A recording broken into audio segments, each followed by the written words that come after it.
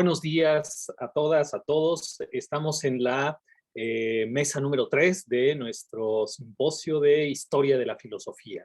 El día de hoy tenemos una interesantísima mesa sobre Renacimiento y modernidad temprana, que estoy seguro que todos y todas van a disfrutar. El primer ponente del día de hoy, bueno, tenemos 4 ponentes, Óscar Salvador Santana, Teresa Rodríguez, Javier Naranjo y Elisa de la Peña. El primer ponente es Óscar Salvador Santana Bernal y su ponencia se intitula La posibilidad de un orden arquitectónico como hipótesis persistente en el arte de la memoria renacentista. Le damos pues la palabra a Óscar Salvador. Adelante.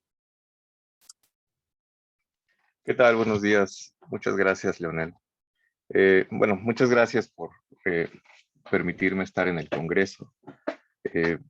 Después como de todos estos problemas, bueno, primero de la pandemia y ahora técnicos con esta cuestión de la caída de Facebook, espero que esta vez no nos afecte. La ponencia que voy a presentar, como dice Leonel, tiene que ver con el orden arquitectónico. Es una ponencia que yo pensé pues hace prácticamente año y medio, cuando salió la convocatoria para el Congreso, y en ese transcurso del tiempo pues he pensado como algunas otras cosas, ¿no? Que voy a tratar de resumir aquí, ya que tenemos como poco tiempo, pero básicamente voy a dar una pequeña introducción, luego hablaré del teatro y de la ciudad, luego hablaré del cielo y cerraré como rápidamente, ¿no? Tengo un texto preparado que voy a ir leyendo y también tengo una pequeña presentación que les voy a compartir para ir acompañando más bien como estas cosas que voy diciendo, ¿no? Entonces, comienzo. Consideraciones previas. Podemos iniciar afirmando que el orden constituye uno de los pilares fundamentales de todo arte de la memoria, ya sea que se trate de un ars mundano, es decir, aquel que busca únicamente recordar discursos, el contenido de un libro, los nombres de los asistentes a un banquete, etcétera, o bien un ars con fines más elevados, en donde ya no solamente se trata de recordar cosas mundanas, sino de reflejar de alguna manera la totalidad del cosmos al interior de la mente. Lo cual, por supuesto, tiene detrás de sí una serie de supuestos cosmológicos. Entre los autores que desarrollan este segundo tipo de ars, se encuentran aquellos a los que me quiero referir en esta ponencia, que son Giulio Camilo, Tommaso Campanella y Giordano Bruno. Por otro lado, también podemos decir que desde sus inicios el arte de la memoria ha estado relacionado de una u otra manera con elementos arquitectónicos. Desde la anécdota que vincula a Simónides con la memoria, que es narrada por Cicerón en el libro 2 de El de Oratore, pasando por las recomendaciones de Quintiliano, quien sugiere utilizar una casa como recurso mnemotécnico, o bien el uso que hacían las órdenes mendicantes de los espacios que les eran propios, las celdas distribuidas alrededor del claustro o la iglesia, por ejemplo.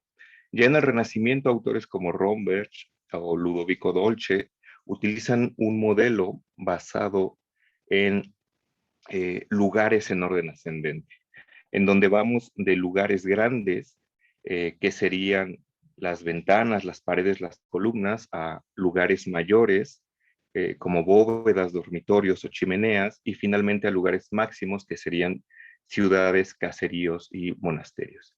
Tenemos aquí como un primer o un orden mnemotécnico arquitectónico muy claro, en donde estos pequeños elementos que van subiendo, que son las partes de una habitación, luego las partes de una casa y una ciudad entera, constituyen una suerte de superestructura, ¿no? que ordena.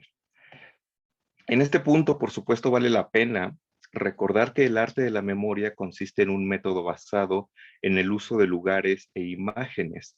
Simónides pudo identificar los cadáveres irreconocibles luego del derrumbe de la casa donde se llevaba a cabo un banquete, gracias a que recordaba la imagen de cada uno de los comensales y en qué lugar se hallaba reclinado cada uno de ellos. Las imágenes que se usan deben tener una señal o una guía que nos ayude a recordar lo que queremos, y estas imágenes a su vez deben ser colocadas en un lugar que es algo así como una especie de nicho o receptáculo. En este pequeño ejemplo visual, que no es propiamente un ejemplo mnemotécnico, pero que sirve para ejemplificar esto, el lugar sería como este marco, que puede ser igual en los tres casos, y la imagen varía, pero al final la imagen es lo que nos quiere recordar tal o cual cosa, ¿no? La esperanza, la desesperanza y la envidia aquí. A su vez, este conjunto de locus y mago debe ser dispuesto en un orden específico del que dependerá la manera de recorrerlo y que garantizará que recordemos lo que queremos de manera adecuada. Es aquí donde entran en juego los elementos arquitectónicos, tales como una casa, un convento, una ciudad, como superestructuras que contienen y ordenan de manera decisiva los loci e imágenes. No está de más decir, por supuesto, que tanto los loci como esta estructura mayor se pueden reutilizar para poder colocar dentro de ellas nuevas imágenes que nos permitan recordar nuevas cosas.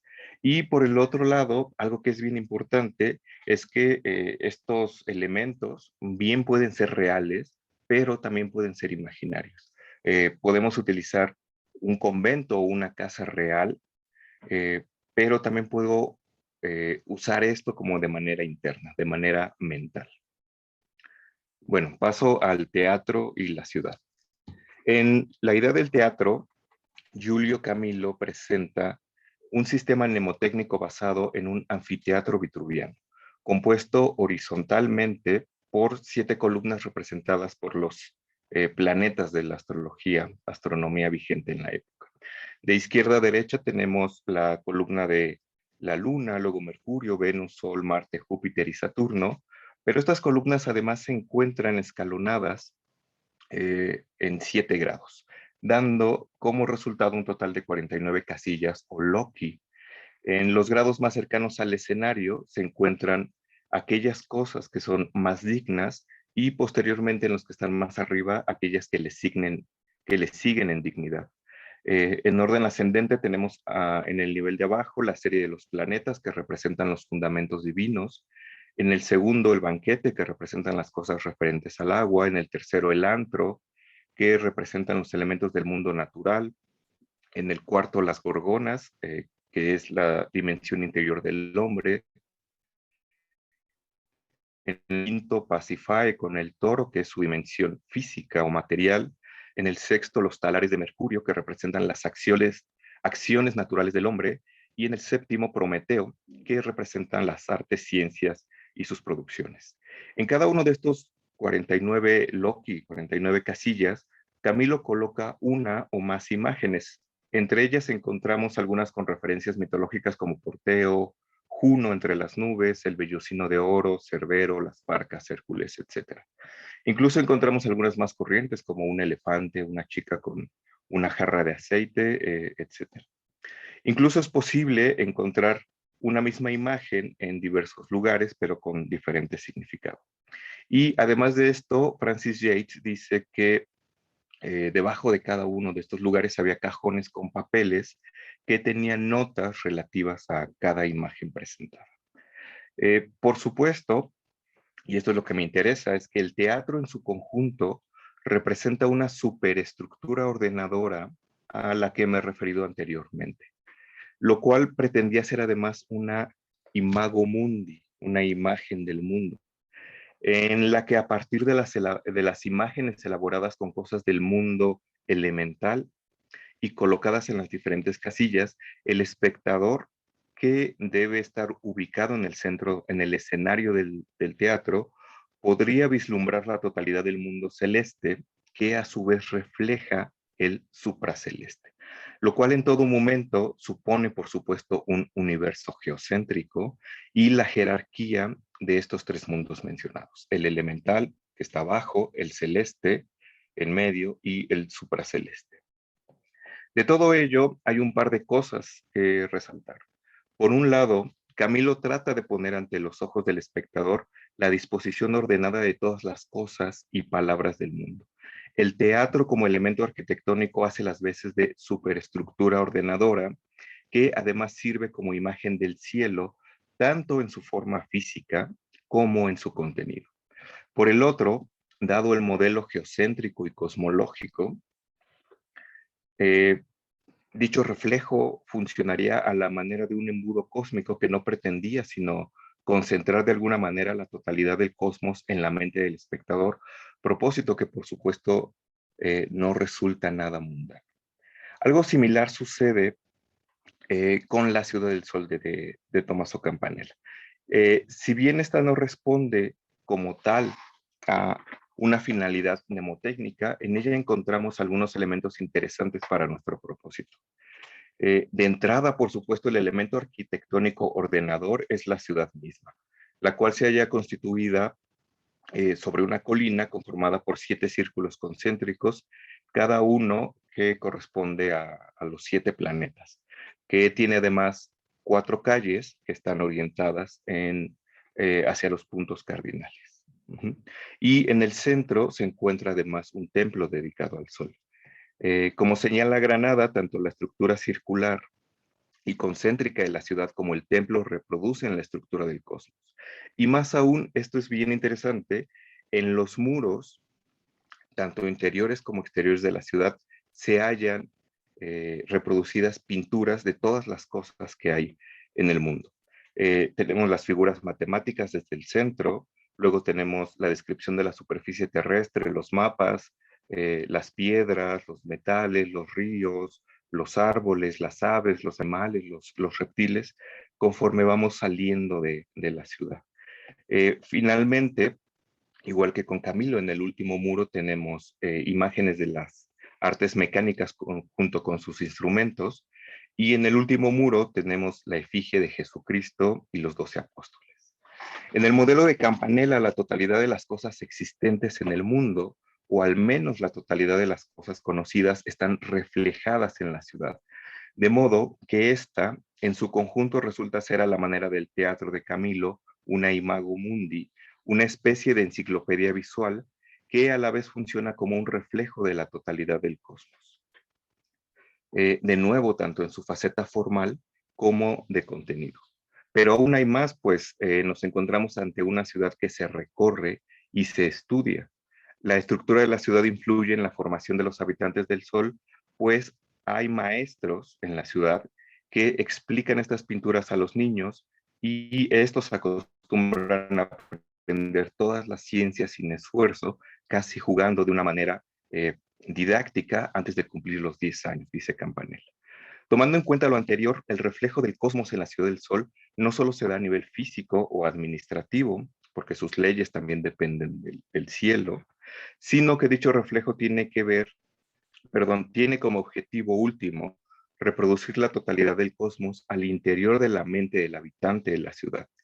Evidentemente no es esto algo que se dé de manera inmediata ni en todos los casos. Supone un cierto esfuerzo y dedicación, luego de lo cual se adquiriría la condición del supremo sacerdote Jo, que es equiparado al sol, que es sabio entre los sabios y que además tiene un lugar privilegiado dentro del templo central de la ciudad. De nuevo vemos que el elemento arquitectónico en turno resulta fundamental para tan elevado propósito. Ahora viene esta parte del cielo.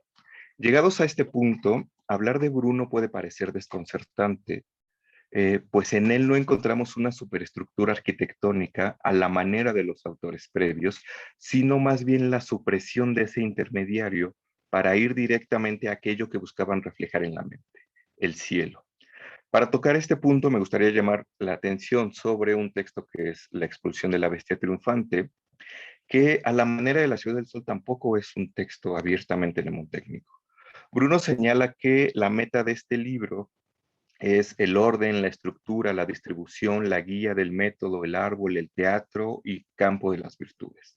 Señala también que una vez logrado este orden, la arquitectura universal de la filosofía estará completa.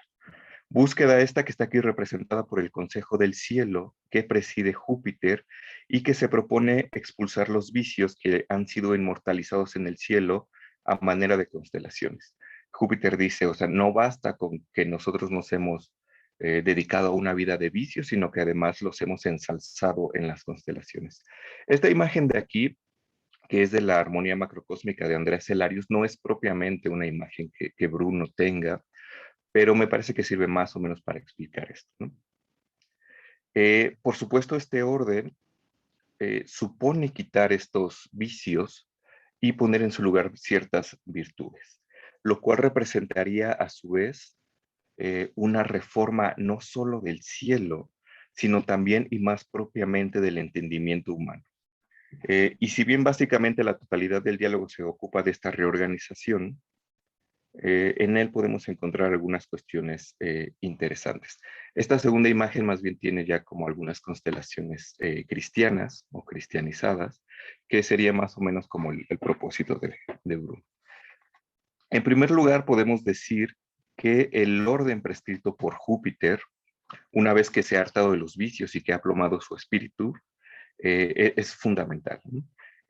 Júpiter es motor y gobernador del cielo, y con ello se da a entender, dice Bruno, que en todo ser humano, en el interior de todo ser humano, hay un mundo que es susceptible de ser ordenado. La expulsión, dice Stephen Klukas en algún texto en donde habla sobre el arte de la memoria, es un fabuloso ejemplo de cómo se realiza esta reorganización interna que se busca con el arte. Y si bien el arte de la memoria no, perdón, y si bien la expulsión no es un arte de la memoria como tal, sí expresa cómo debería operar este proceso. Y además Klukas dice algo bien interesante, dice que este proceso no solamente es un proceso de ordenación interna, que sería una lógica, sino también implica una transformación moral del sujeto, es un arte ético y también es un tipo de magia, dado el uso de las imágenes que tenemos, lo cual se funde en el propósito último de Bruno, que es la transformación moral del hombre. Bueno, para ir cerrando, puedo decir que de esta postura podemos remarcar algunas cosas.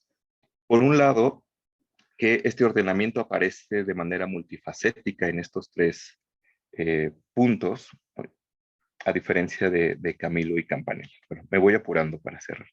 Y por el otro, que aun cuando se supriman estos elementos arquitectónicos, Bruno sigue hablando como de una arquitectura discursiva del arma, del arquitecto de la fantasía, etc. Bueno, entonces para ir cerrando, a manera de conclusión, hay una diferencia radical entre Bruno y los autores anteriores, no solamente en la supresión del elemento arquitectónico, no solamente porque en Bruno no se haya un elemento arquitectónico como el teatro o la ciudad, sino porque en Bruno, y esto es algo que he ido como desarrollando desde hace tiempo, ya no tenemos la aceptación de un modelo que sí tienen estos autores previos. Voy a dejar de compartir la pantalla. Por supuesto, este cambio radical tiene que ver con este cambio cosmológico que se da en el siglo XVI, en donde tenemos el paso de un modelo geocéntrico a un modelo heliocéntrico y más allá a un modelo infinito en Bruno, ¿no? Para cerrar, solamente me gustaría preguntar cómo o qué podríamos decir ante este cambio, y creo que el punto tiene que ver aquí con el orden interno, ¿no? El orden interno se da a nivel de las sombras y es a ese nivel donde se da este orden. Culianu dice que un cambio en la cosmología que se da del paso geocéntrico-heliocéntrico no cambiaría en nada el funcionamiento del arte de la memoria, porque a final de cuentas, en palabras de Bruno, este orden interno se da a nivel de las sombras, que no es otro más que el de la mente humana. Cuando nosotros obtenemos este orden interno, no ordenamos las cosas que están allá afuera, sino ordenamos las cosas que están acá adentro. Cuando obtenemos un orden que nos permite tener esta comprensión del universo, no es que realmente cambiemos el universo sigue siendo el mismo. Los que cambiamos somos nosotros, porque ahora tenemos una estructura que nos permite comprender mejor este universo. Y algo bien interesante, esto es ya la última cosa que me gustaría decir, es que este orden interno estaría presente independientemente de si se usa o no un elemento arquitectónico, y estaría presente independientemente del trasfondo cosmológico, independientemente de si el Sol fuera el centro, de si la Luna fuera el centro, de si estuviéramos en otra galaxia, etcétera, ¿no? Entonces, este orden interno me parece que es como el punto clave. Lo cual, o el cual, y es algo que no hemos tocado como en esta presentación, garantizaría de alguna manera una supervivencia ulterior del arte de la memoria más allá del Renacimiento. Muchas gracias. Muchas gracias, Oscar. Tenemos tiempo, algunos minutos para preguntas. Si alguien quiere ponerlas o escribirlas en el chat o hacerlas aquí mismo, adelante. Tenemos pocos minutos, pero sí nos alcanza para hacer algunas preguntas breves.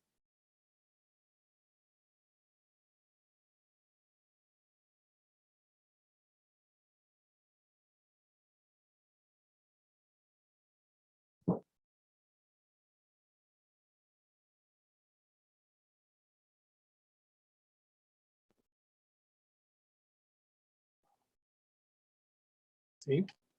Parece que sí. ¿Alguien levantó la mano? Sí, Javier. Javier levantó. Muchas gracias.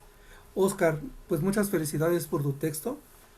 Me gustaría saber si tú encuentras en ese orden que nos presentas en la primera parte de tu ponencia, si tú encuentras una relación cósmica, nomotécnicamente hablando. Sí, una parte que ya no alcancé a leer aquí del todo es que decía que este orden interno que se busca, lo que trata de hacer es justamente reflejar el cosmos en la mente del ser humano. Y justamente un problema que tenemos con Bruno, no solamente es el abandono de esta estructura arquitectónica, sino qué cosa se quiere reflejar al interior como de la mente, ¿no? Que al final de cuentas es una cuestión cosmológica, porque cuando dejas de aceptar un universo geocéntrico ordenado jerárquicamente con un centro bien definido, pues parece que ese cosmos que tratas de reflejar al interior, pues como que se diluye. Sin embargo, eso no quiere decir que no se tenga otra imagen del mundo ordenada que de igual manera trate de reflejarse. De manera que sí hay una relación cósmica, hay un vínculo como muy fuerte entre ser humano y cosmos, y hay una relación fuerte como entre microcosmos y macrocosmos, que serían como básicamente lo mismo, ¿no? Como dice la tabla esmeralda, como es arriba, es abajo, o debería ser así. Gracias. Eh, Luis, Luis Ramos ha escrito en el chat, muchas gracias, Oscar. Una duda, ¿qué término usa Bruno para referirse a la estructura y si orden y estructura serían lo mismo? Sí, Bruno utiliza un término para referirse a esta estructura mnemotécnica que es instrumento. Y el instrumento, incluso en el propio Bruno, va variando de obra a obra. En De Umbris Idearum, que es la primera obra mnemotécnica que Bruno escribe, el instrumento, esta estructura, son las ruedas lulianas, que son círculos concéntricos divididos en 30 secciones, de los cuales los interiores van girando para generar combinaciones. Es una locura esto. Pero en algunos otros textos, como el de Imaginum, ya no utiliza círculos concéntricos, sino atrios de la memoria, que estarían más cercanos como estas imágenes que les presenté de Romberg, donde tenemos una ciudad que se va recorriendo. Si orden y estructura es lo mismo, no exactamente, porque uno puede tener un orden sin necesariamente tener una estructura, pero uno no puede tener una estructura sin tener un orden, ¿no? Podemos decir así que el orden es como más general y más amplio, pero pues la estructura es como bien concreta, ¿no? Como el teatro, la ciudad, las ruedas, etcétera. Bien, muchas gracias. El profesor Mario Chávez Tortolero manda saludos también desde la transmisión en Facebook. Le enviamos también cordiales saludos a Mario Chávez. Suraya Monroy dice, gracias Oscar, excelente presentación. Así es. Fer Cepeda pregunta, ¿podríamos afirmar entonces que en el orden interior de Bruno, la mente humana es capaz de darle orden al infinito? ¿No sería eso limitarlo y volverlo finito? El profesor Mario Chávez pregunta, muy interesante, Oscar, ¿Bruno tendría un compromiso con respecto a cómo es la cosa en sí, para usar términos kantianos? Bien, yo creo que vamos a cerrar con una respuesta breve a esas dos preguntas. Adelante. Claro, son un par de preguntas complicadas, ¿no? Eh, la pregunta de Bruno es como bien interesante porque justamente tratar como de darle orden a ese infinito parecería como tratar de encerrarlo, ¿no? Un poco lo que dice Bruno cuando se refiere a esta cosa de centrar como este orden divino, es que justamente uno tendría que tratar de alcanzar la divinidad. El problema es que eso no se puede hacer. En tanto uno es ser humano, con sus limitaciones propias, tiene una diferencia radical con el universo, con la divinidad, de manera que aun cuando pudiera darse esa ordenación lo más perfecta posible, no estaría ni alcanzando la divinidad, ni limitando lo infinito, ni cruzando como una cierta barrera, ¿no? Se quedaría siempre como en el límite, no se puede cruzar, pero Bruno incita como a tratar de hacerlo. Respecto a la pregunta de que si esto tiene un compromiso con cómo es la cosa en sí, esto es un gran problema porque no es algo que esté de manera explícita en Bruno, está como por ahí latente, eh, pero no tenemos como esta cuestión kantiana, ¿no? Bruno cree que realmente existe algo que está allá afuera, que es objetivo y de lo cual uno tendría que nutrirse, pero a la vez dice que pues estamos como limitados a este nivel de sombras, ¿no? No al nivel kantiano, porque sí tiene un referente externo real y objetivo, ¿no? Cómo sea eso, tampoco dice cómo es, porque igual no lo podemos alcanzar. Muchas gracias, profesor Oscar Salvador Santana. Eh, Gracias. Rápidamente, ¿hay algún, para quienes están viéndonos y escuchando y quisieran continuar con la discusión con usted, ¿podría usted darnos alguna liga, no sé, algún dato para contactarlo? Sí, si quiere, puedo poner en el chat mi correo, pueden escribirme por correo y pueden buscarme en Facebook también con mi nombre, me encuentran como fácilmente y cualquier cosa de verdad es bienvenida. Muchas gracias. Le agradecemos mucho. No, gracias. Gracias. A continuación, la doctora Teresa Rodríguez hará su intervención con la ponencia titulada Sobre el fuego en Marsilio Ficino, algunas aproximaciones preliminares. Adelante, Teresa Rodríguez. Sí, muchas gracias, Leonel, y muchas gracias a las doctoras Alejandra Velázquez y Laura Benítez por organizar este simposio. Estoy muy contenta de presentar mi trabajo el día de hoy con esta mesa sobre renacimiento y modernidad temprana. Y la ponencia que voy a presentar hoy es justamente como indica el título, una primera aproximación a un problema muy amplio, el Marsilio Ficino, que es su concepción del fuego, ¿no? Como ha mencionado Oscar en su presentación, en los pensadores del Renacimiento existe esta liga, ¿no?, de lo cosmológico, como mostraban sus maravillosas imágenes, con otros aspectos del mundo sublunar y también de la vida de los seres humanos. Entonces, en este espectro muy amplio de qué piensa Ficino sobre el fuego, me voy a limitar a una presentación, un primer análisis de ciertos aspectos del fuego como elemento que encontramos en el mundo sublunar en dos categorías, tal vez. Uno es en la Tierra, lo que entendemos como nuestro planeta, y el otro es en el aspecto de la esfera del fuego que rodea, ¿no?, justo a la esfera terrestre, y que llamaré fuego meteorológico. Como van ustedes a ver, quedan pendientes otros niveles de exploración, como el fuego celeste en la región supralunar y algunos usos médicos o antropológicos del fuego que son muy importantes en Ficino.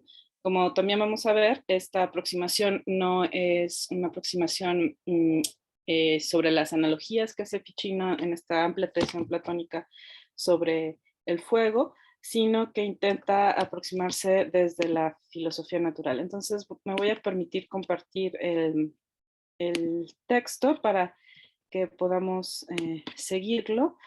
Nada más necesito 2 minutos.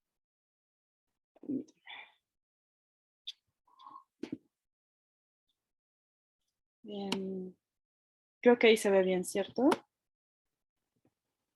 Si hay algún problema con el audio o el texto, te agradecería, Leonel, si me lo indicas. Se ve muy bien y sí, todo bien, con el audio y con la presentación. Sí. Muy bien, gracias. Entonces voy a dar lectura al texto. Espérate un segundo para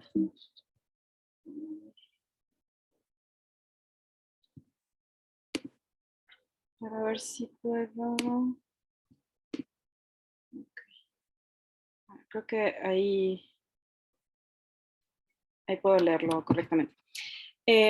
Entonces, en este trabajo me propongo presentar una primera aproximación al concepto de fuego y el papel que juega en la teología platónica de Marsilio Ficino, ¿no? Que esta es la otra acotación que es necesario hacer, ¿no? La obra de Ficino, que es muy amplia, me concentro en la teología platónica, que es este gran tratado en el que Ficino intenta demostrar que el alma es inmortal. Es una especie de suma, ¿no?, filosófica sobre este tema y por lo tanto existen muchos rastros del concepto de fuego en esta obra. Aunque la ubicuidad del fuego en en la imagen del mundo renacentista, según Love, ha sido un tema recurrente en los estudios sobre el periodo y específicamente sobre Ficino en los últimos años, la misma noción de ubicuidad implica que no todos los aspectos sobre el mismo han sido analizados con la misma profundidad. En general, se exploran los aspectos metafísicos o de corte teológico del fuego, anclados en usos metafóricos y analógicos, y se minimizan aspectos ligados a la filosofía natural de Ficino. Debido a que se trata, como decía, de una primera aproximación, me voy a limitar aquí a proponer una clasificación general de los usos del concepto de fuego por Ficino en esta obra mencionada y a la descripción preliminar de 2 de ellos. El objetivo final de esta investigación, una vez que avance y logre terminarla, es ampliar el panorama respecto a los antecedentes de lo que Love llama la reificación de la metáfora del fuego, que tendría lugar en los siglos siguientes hasta llegar a su culminación en la revolución química de Lavoisier. Sin embargo, como decía, me limito aquí a esta clasificación general, a una primera caracterización del fuego en tanto elemento sublunar en estos 2 aspectos, ¿no?, el terrestre y el meteorológico. Entonces, antes de esto, encuadro la discusión con respecto a esta hipótesis que presenta Love en su artículo de 1972 y que es uno de estos pocos trabajos que van a considerar el concepto de fuego en Ficino desde la filosofía natural. Ella sostiene que forma parte el trabajo de Ficino de la transmisión de la idea de que el fuego se encuentra en todas las cosas, aunque no es siempre visible o perceptible sensorialmente. Esta idea, como sabemos, fue sostenida por varios filósofos de la naturaleza del Renacimiento y la modernidad temprana y es importante en la explicación histórica del desarrollo de la revolución química. Love propone que este concepto de fuego tiene su fuente en la tradición platónica, en especial Seo de Dionisio, para quien el fuego es una de las metáforas centrales de la naturaleza de lo divino. Hay aquí unas citas que no voy a leer en este momento por cuestiones de tiempo, en las que se amplía, ¿no?, esta información sobre el artículo de Love y el texto donde Pseudo Dionisio sostiene esta concepción del fuego. Según la autora, el fuego en sus escritos, cito, se convirtió en la representación sensible particular del poder y la presencia universal de Dios, con la conclusión paradójica, si se toma literalmente, de que dado que Dios está presente en todas partes, también está presente el fuego en todas partes. Aquí está hablando de Pseudo Dionisio. Según Love, este autor sabe que está utilizando el fuego en sentido metafórico, a diferencia de su heredero y traductor Marsilio Ficino. Ficino llevaría a cabo una reificación de la metáfora, lo que implica que los atributos del símbolo fuego, que representan el objeto Dios, se convierten en una descripción aceptada del mundo físico. Antes de poner a prueba, ¿no?, esta hipótesis de Love, es necesario detenerse en la concepción del fuego presente en Ficino. Como un primer paso, entonces, voy a describir esta clasificación general. Los textos muestran que que no nos enfrentamos, como es obvio, a un tratado sobre el fuego, sino uno cuyo principal objetivo es demostrar la inmortalidad del alma. Para ello, Ficino explica con precisión su concepción ontológica, ¿no? Esa es una de las primeras partes introductorias de la teología platónica. En esta explicación, el fuego elemental sirve como analogía o ejemplificación del comportamiento de ciertas regiones de la realidad, del alma o la naturaleza divina. Como mencionaba, todas estas analogías que son muy ricas y que han sido estudiadas, no son el objeto de esta presentación. Entonces, voy a dividir, ¿no?, las ocurrencias de este término fuego en 3 grandes ramas y me concentraré en las 2 primeras. La primera rama sería el fuego elemental terrestre que encontramos, ¿no?, digamos, en nuestra vida cotidiana, cuando cocinamos, etcétera. Después el fuego meteorológico que existe en esta región, ¿no?, entre la Tierra y la Luna, y finalmente el fuego supernal. El fuego supernal, como mencionaba, quedará de lado en este trabajo. Respecto al fuego elemental terrestre, podemos notar que Ficino se refiere en múltiples ocasiones a la naturaleza del fuego, como un elemento presente en la Tierra, entre los 4 elementos de la tradición filosófica. Las menciones al fuego elemental pueden ser agrupadas en los siguientes temas. El primero sería la naturaleza del fuego, el segundo la generación del fuego y el tercero es el fuego con funciones biológicas. Este último puede dividirse en fuego con funciones fisiológicas y anímicas, y de estas últimas podemos localizar algunas dedicadas a aspectos cognitivos y otras emocionales. Este tema, que seguro le interesará a Javier, lo voy a dejar de lado también. Respecto a la naturaleza del fuego, primero es necesario aclarar qué entiendo por naturaleza del fuego, y lo que entiendo aquí es el estudio de sus partes constituyentes y su relación con otros elementos. Siguiendo la teoría hilemórfica, Ficino propone que el fuego está compuesto de materia y forma. La materia es el sustrato que recibe la acción de la forma.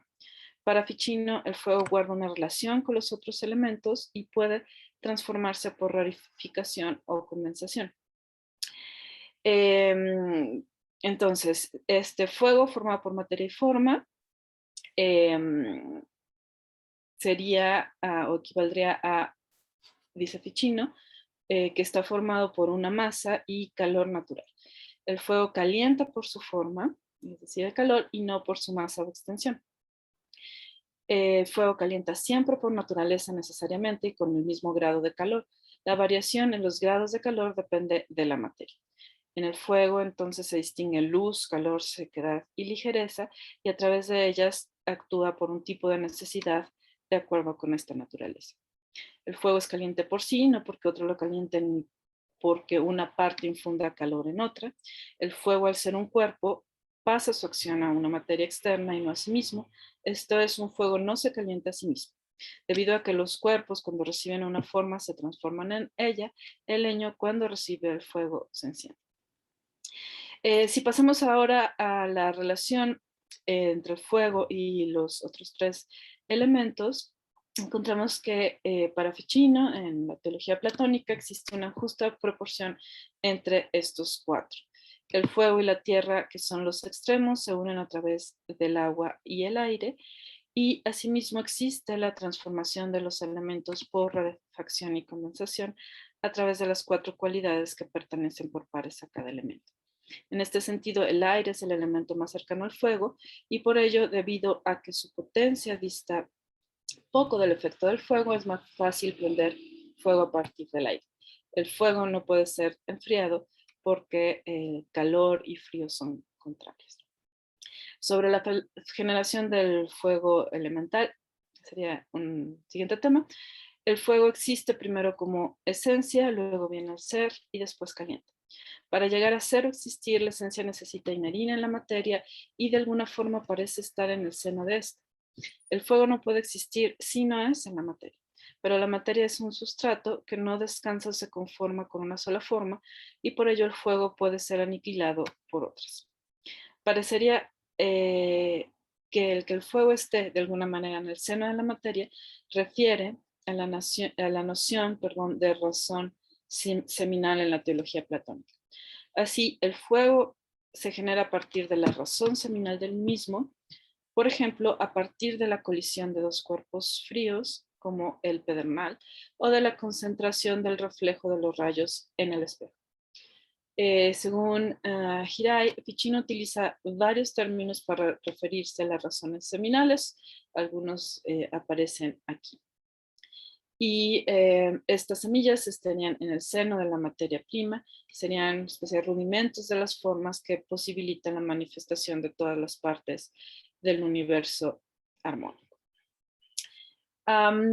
Y si pasamos ahora al fuego meteorológico, como mencionaba, llamo a este fuego justo así, meteorológico, al que se encuentra la esfera de fuego que en el cosmos ficiniano se encuentra justo debajo de la luna y donde ocurren fenómenos tales como el paso de los cometas. En el cosmos ficiniano, como vamos a ver ahora en este esquema, la Tierra se encuentra en el centro, rodeada de las esferas de agua, aire y fuego, como se muestra aquí en esta ilustración. Entonces aquí podemos ver esta esfera del fuego. Este fuego meteorológico es, según Ficino, el fin del fuego elemental que se encuentra, ¿no?, en la Tierra, y por ello, si le es posible, este fuego que se encuentra en la Tierra asciende en línea recta hasta llegar a su esfera y recuperar el movimiento circular natural que le corresponde. El grado más bajo de esta esfera de fuego está en contacto con el más alto del aire, lo cual obedece, como veíamos en la ponencia anterior, este cosmos, ¿no?, unitario y jerárquico. Para precisar la relación anterior, si me permiten, el aire es intermedio entre el fuego y el agua. Bajo el aspecto del calor está de acuerdo con el fuego y bajo el de la humedad con el agua. Para Ficino, los elementos están animados por el alma de su respectiva esfera y esta alma atrae hacia sí a las partículas de la propia esfera. El movimiento de los elementos es natural, no pasa el límite de la naturaleza y de este lugar natural. Esto es un movimiento circular perpetuo en el propio lugar y en su esfera natural. La órbita de los cometas indica que el fuego y el aire se mueven circularmente como la luna. Y aquí es importante volver a recalcar que estas esferas tienen un alma propia y que el alma que mueve es justamente la que atrae hacia estas partículas que se encuentran dispersas en la Tierra. Según Ficino, y aquí entramos a un tema tal vez menos común, según Ficino, estas esferas contienen almas de animales particulares, así como encontramos almas de animales particulares en la Tierra, solo que no podemos verlos porque no distinguimos las esferas del fuego y del aire. No son visibles a nuestros ojos, como son visibles las estrellas porque tienen una cierta intensidad luminosa, y tampoco son visibles como los seres que vemos aquí, puesto que no son densos. Entonces, Ficino con ello implica esta existencia de animales en esta esfera,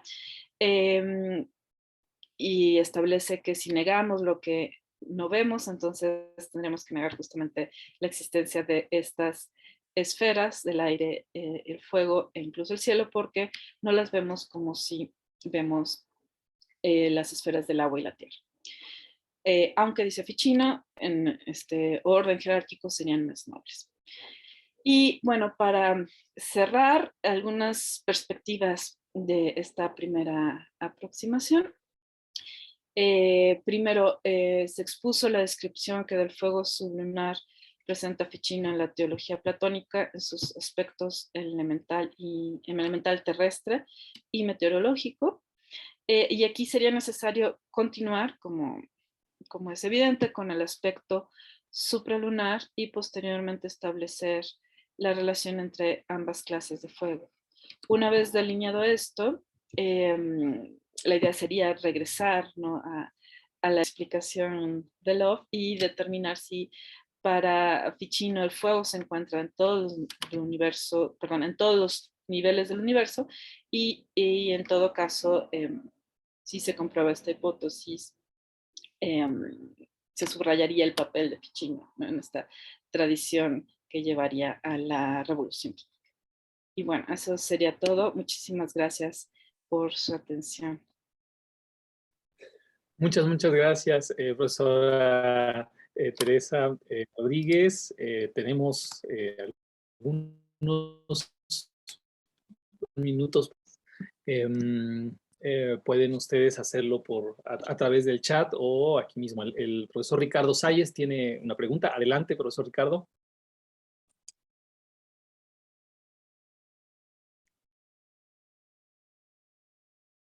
Sí, adelante, doctor Ricardo Salles. No se le escucha, tiene su... Sí, ya. Ya, adelante. Ya, perdón. Bueno, yo quisiera hacer pues varias preguntas, pero una de ellas es sobre el fuego meteorológico. El fuego meteorológico, entonces, es un fuego que está en el mundo sublunar, ¿verdad? O sea, está abajo de la esfera de la Luna, que es la que marcaría pues un poco la frontera entre el mundo sublunar y el mundo supralunar. Sí. Pero entonces la idea sería que hay una capa de aire, ¿no?, que constituye la atmósfera, y entre esa capa de aire y la esfera supralunar hay una esfera de fuego, ¿es eso? Sí, eso es. Pero esa esfera de fuego es distinta del fuego supralunar. Sí, es distinto. Uh-huh. Claro. Ahora, el fuego supralunar, o sea, ¿todo el mundo supralunar está hecho de fuego para Ficino? ¿O dentro del mundo supralunar hay también varias esferas de distintos elementos y solo una de ellas es fuego? Uh-huh. Sí, hasta donde puedo ver, el mundo supralunar está constituido principalmente de fuego, ¿no? Y una diferencia que tal vez es importante marcar es justo que el movimiento, ¿no?, de los astros es circular, justo porque, como se mencionó también en en el fuego meteorológico el movimiento natural de este elemento es circular, ¿no? Ya. Entonces eso explicaría por qué los astros giran circularmente a partir de este fuego. Ya. Sí. Y en el caso del fuego supralunar, entonces está esta idea que supongo que es de origen aristotélico, ¿no? Esta idea de que el cielo, bueno, el mundo supralunar está hecho de un elemento que gira circularmente. Y ese elemento sería entonces llamado por Ficino fuego. Pero es un elemento que es distinto de los elementos sublunares, cuyo movimiento no es circular, sino rectilíneo, ¿verdad? Bueno, la explicación para el movimiento rectilíneo del fuego terrestre no es que sean dos tipos de movimiento distintos, sino que el fuego parece que tiene un movimiento rectilíneo justo porque lo que quiere hacer es ir hacia la esfera del fuego. Sí. Y para hacer eso tiene que, digamos, viajar en línea recta, pero una vez que llega ahí, el movimiento natural es el circular, ¿no? Es decir, no es que existan hasta donde veo dos tipos de movimiento para el fuego, sino que el natural es siempre circular, Yeah. pero la tendencia de nuestro fuego para llegar a la esfera meteorológica es la que lo determina a esta línea recta, ¿no? Ya entendí. Entonces, una vez llegado el fuego a la esfera de fuego meteorológico, Uh-huh. fuego empieza a moverse circularmente. Sí. Ok. Uh-huh. Pero el movimiento circular también es característico del fuego supralunar. Sí, exactamente. Ya. Es decir, no habría dos tipos de movimiento para fuego supralunar y fuego sublunar, sino en ambos casos sería circular. Uh-huh. Ya. Muchas gracias. Hay dos preguntas más en el chat, las voy a leer las dos y para ver si podemos responderlas rápidamente, y al final le voy a pedir, profesora Tere, si nos puede decir dónde contactarla para quienes gusten y quieran continuar la discusión. La primera pregunta es de Facebook, doctora Rodríguez. ¿Es posible trazar alguna línea común entre esta concepción ficiniana de los animales de las esferas y la noción de Sagani en Paracelso? ¿Tienen una fuente común? La segunda pregunta es, el segundo mensaje es de Soraya Monroy. Dice, gracias Tere, muy interesante. Una pregunta, ¿los fuegos son de clases distintas, pero eso implica diferencias esenciales? Bien, eso está. Sí, gracias. Gracias por sus preguntas. Sí, respecto a la primera, me parece que la fuente a la que podemos referirnos en este caso, bueno, tendría que ser una investigación con un poco más de cuidado, pero Ficino normalmente abreva de la tradición platónica, ¿no? Es decir, sus postulados se sustentan en los platónicos de la antigüedad tardía, Plotino, Jámblico, Proclo. Y entonces mi intuición a la primera pregunta sería que habría que buscar en estos platónicos la fuente, ¿no? Sobre si estos animales en las esferas aparecen en qué textos, etcétera, pero como les decía, tendría que regresar a hacer una investigación un poco más cuidadosa. Respecto a la pregunta de Soraya, creo que no habría una diferencia esencial en estos dos clases de fuego que exploré el día de hoy, ¿no? Es decir, el fuego en cuanto está presente como elemento terrestre, buscaría unirse al fuego meteorológico justamente porque no no se diferencian esencialmente, ¿no? Como mencionaba hace un momento, parecería más bien que lo que el fuego terrestre desea, entre muchas comillas, es unirse con este fuego meteorológico. Y bueno, si quieren, podemos continuar la discusión, porque creo que ya se me terminaron mis minutos. Por correo, mi correo es materogo, matrogo, @gmail.com, y con mucho gusto podemos conversar. Y bueno, agradezco mucho las preguntas de Ricardo, de Soraya, y la pregunta que se hizo en Facebook. Y bueno, eso es todo. Gracias, Leonel, por moderar. Muchas gracias, Teresa Rodríguez, gracias. A continuación, vamos a escuchar al doctor Javier Naranjo, con su ponencia titulada Aproximaciones hipotéticas en la medicina de Paracelso. Adelante. Muchas gracias, Leonel. Espero que se pueda ver la presentación. Sí, ya se puede ver. Gracias. Bien, pues Tere, felicidades. Creo que nos vamos coordinando con relación a algunos aspectos. Estaba a punto de preguntarte este asunto de la astrología y la astronomía junto con algunas perspectivas astrales, pero creo que más bien me tocaría a mí tratar de responder eso, y sobre todo con este médico excelente llamado Paracelso. Ya tendremos oportunidad de dialogarlo. Agradezco a la doctora Laura Benítez, la doctora Alejandra, por la creación de este espacio, y pues espero que podamos seguir avanzando con estas aproximaciones hipotéticas paracelsianas. El escrito que se presenta tiene por finalidad valorar las aportaciones como hipótesis tentativas que llegó Paracelso al saber médico de finales del Renacimiento.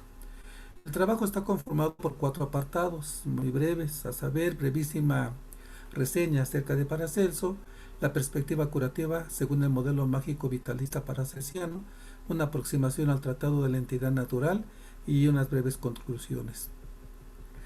Posicionar y revalorar el arte médico de Paracelso será un ingrediente necesario en la historia natural, en nuestro caso de la medicina, más allá de las ideas galénicas, como es el uso de las hierbas, e hipocráticas con el método contraria contraris. Bueno, acerca de Paracelso, muy brevemente, pues tenemos un traductor de las obras completas, que ha sido un médico muy importante, Stanislao Lucema Uranga, del cual he tomado como texto base la obra completa paracelsiana. Nos dice que nace el 14 de noviembre de 1493 en Maria Seilen, en la cercanía de Zurich, Suiza.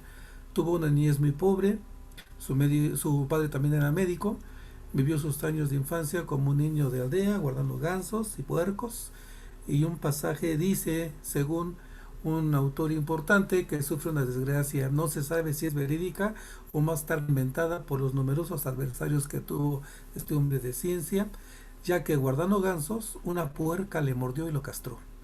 Según una otra versión, pero fue castrado en Corintia por un soldado vagabundo, y otros dicen que su padre fue quien lo castró él mismo, para que se dedicara completamente a los estudios.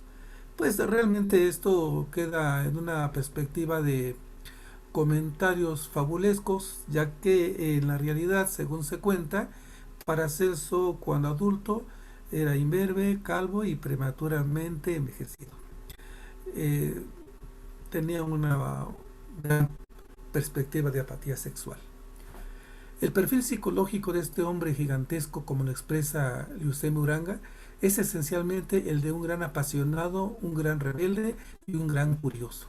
El saber no está almacenado en un solo lugar, sino disperso por sobre toda la superficie de la Tierra, decía así, inaugurando con ello el fundamental y necesario universalismo de la verdadera ciencia, en este caso la ciencia médica.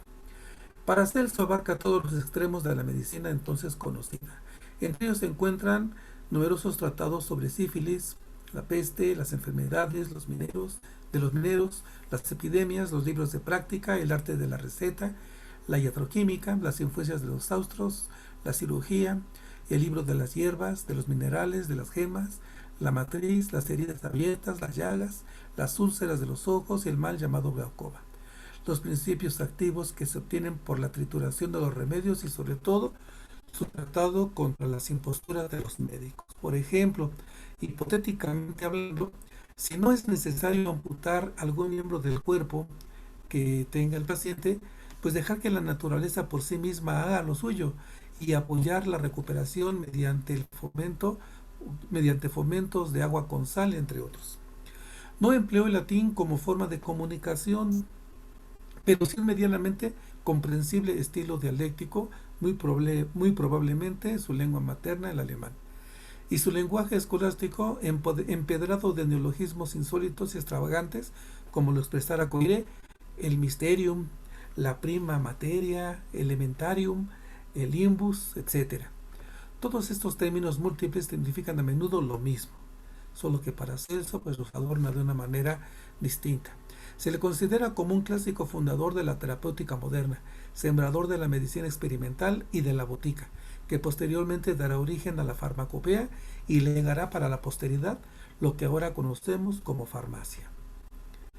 Bueno, la perspectiva curativa según el modelo mágico vitalista. Incluir en el discurso ocultista a la astrología, la alquimia, la magia y la medicina nos hace recordar que el universo conceptual del Renacimiento es esencialmente animista. De acuerdo con el universo es una entidad viva y puede ser semejante con la idea del gran animal, la visión platónica del cosmos como un descomunal animal bienaventurado.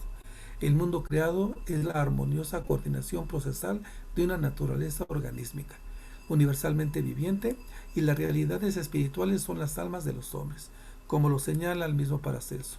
Dios formó al hombre a partir de una masa que contenía un germen, todos los principios operativos de la realidad creada, y de ella resultó el corpus humano. El hombre es, pues, microcosmos o mundus minor, y esto es copia abreviada del universo macrocosmos o mundus mayor. De esta forma, podemos dar cuenta de que las dos grandes perspectivas del conocimiento científico del mundo moderno serán el universo organismo y el universo mecanismo.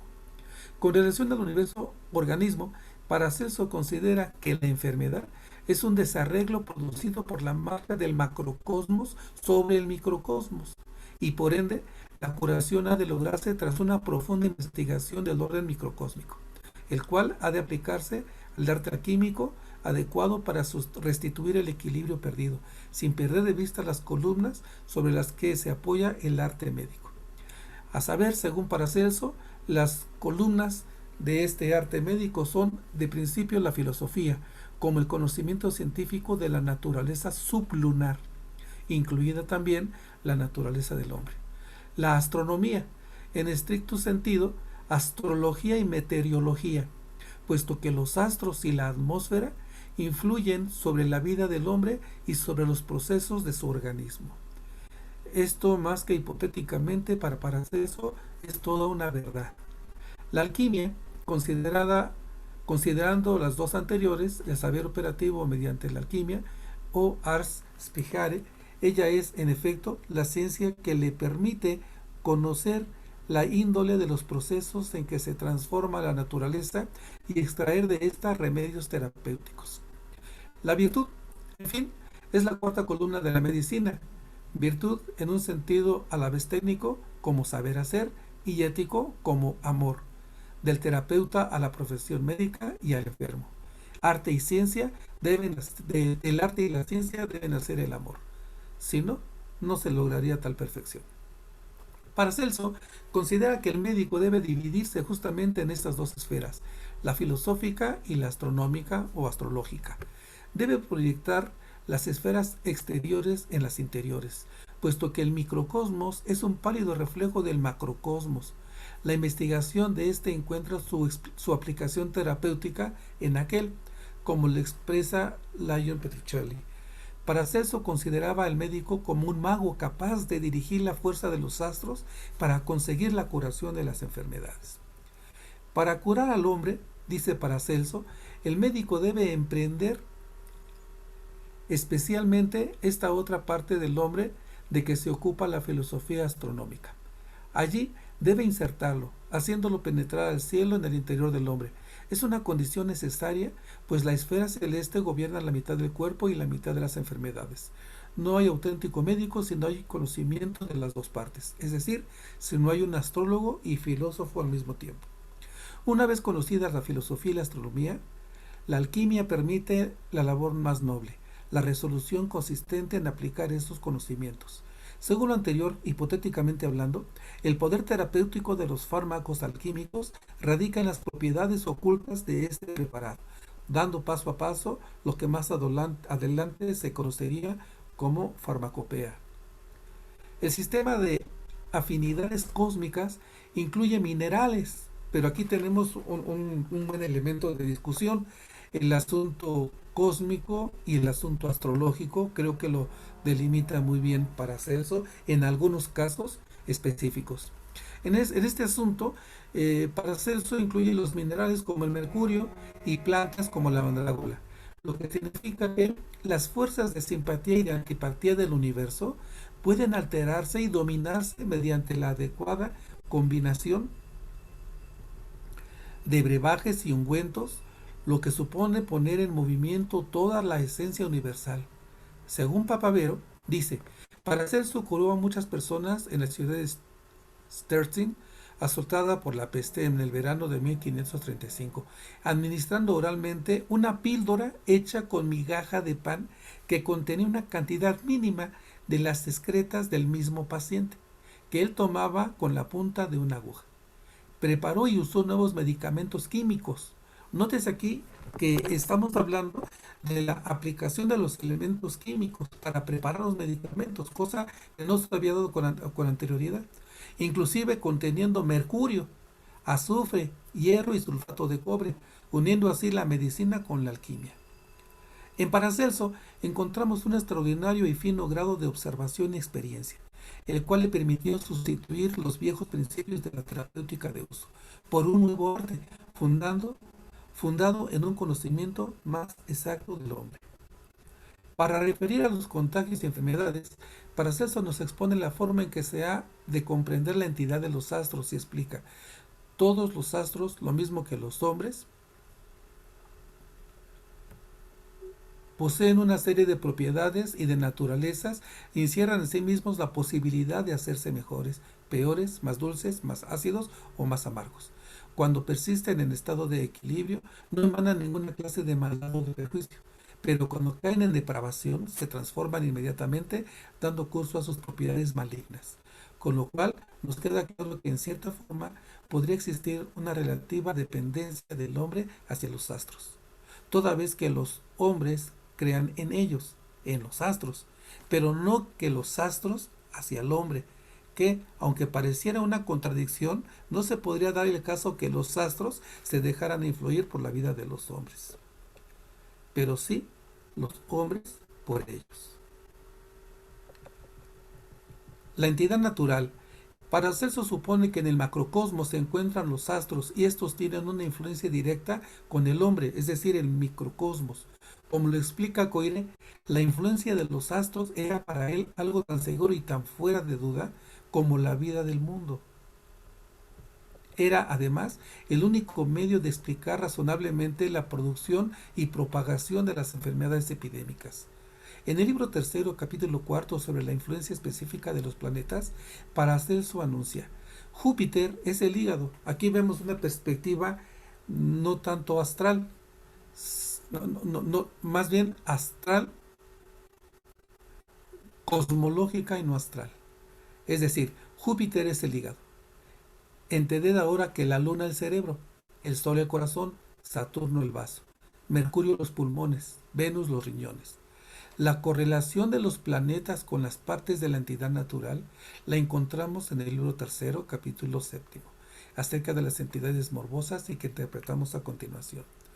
El corazón es el sol del cuerpo, dice Paracelso, y así como el sol influye por sí mismo sobre la tierra, así el corazón lo hace sobre el cuerpo.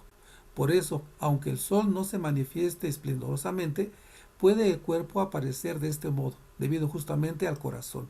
La analogía microcosmos y macrocosmos se va configurando paulatinamente cuando anuncia. De la misma manera resultan equivalentes la luna y el cerebro, aunque en este caso las semejanzas e influencias corresponden a la esfera espiritual y no a la sustancia, lo cual explica el gran número de accidentes que infringe el cerebro. Es decir, la visión del hombre como puente ontológico entre lo celestial y lo espiritual. En la siguiente cita nos damos muestra de su perspectiva astronómica y la correspondencia con el cuerpo del hombre, en una analogía que por demás es rica e interesante, tanto para fines anatómicos como para fines terapéuticos. A saber, el vaso el vaso realiza sus movimientos de manera semejante a Saturno y cumple su curso tantas veces como el planeta va de su creación a su predestinación. A su vez, la bilis corresponde a Marte, aunque no de manera absoluta, sustancial. De tal manera que vemos que todo el firmamento posee su mundo y sustancia propia, en perfecta relación con el sujeto corporal al que parece destinado.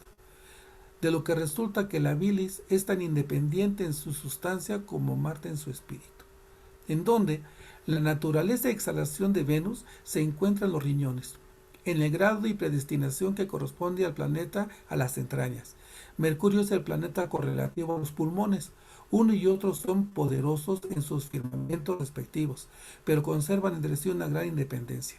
Júpiter corresponde al hígado, con gran semejanza y de la misma manera que nada puede sustituir en el cuerpo cuando falta el hígado. Ninguna tempestad puede desencadenarse tampoco en presencia de Júpiter. En lo que respecta a la circulación de los espíritus corporales, Paracelso dice, el movimiento de los espíritus de los astros corporales va desde su origen o principio de los miembros hasta las extremidades de dichos miembros, tomando luego su origen como una reflexión del centro de donde partió. Así el corazón envía su espíritu a todo el cuerpo exactamente como lo hace el sol sobre la tierra y los demás astros. Dicho espíritu sirve para el sustento del cuerpo, pero no para los otros 7 miembros. Va del cerebro al corazón y de aquí a su centro por vía del espíritu, sin franquear otros límites. El hígado hace circular su espíritu hacia la sangre sin mezclarlo en ninguna otra parte. El vaso dirige su corriente por los flancos y los intestinos. Los riñones fraguan su camino por los lomos, vías urinarias y partes vecinas. La vía de los pulmones se halla en el perímetro del pecho y en la garganta, y la bilis toma sus movimientos del ventrículo de los intestinos. Respecto a las disposiciones de los 4 elementos, Paracelso supone que el fuego está escondido en el cuerpo. El agua, a su vez, inunda el cuerpo interno. El aire se encuentra en el cuerpo en tanto crea los movimientos continuos de sus miembros.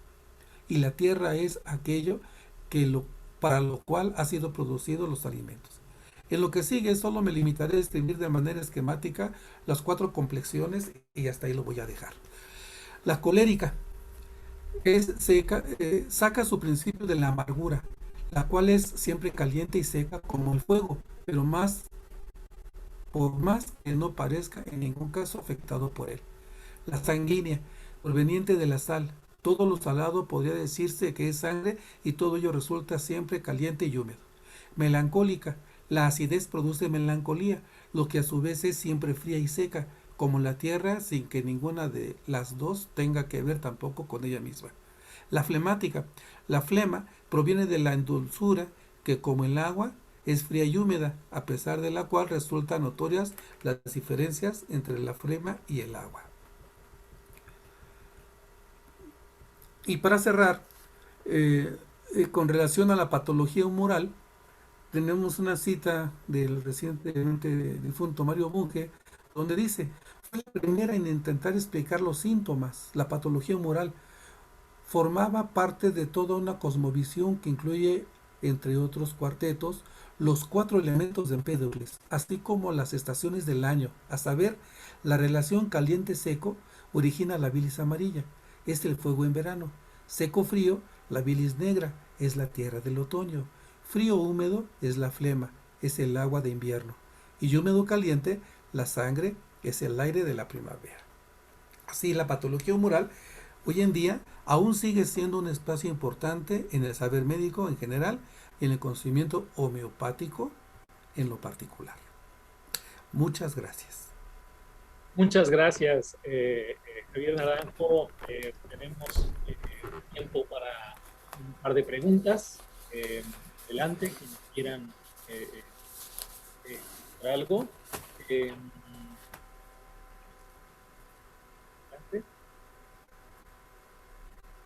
Sí, está Alejandra Velázquez.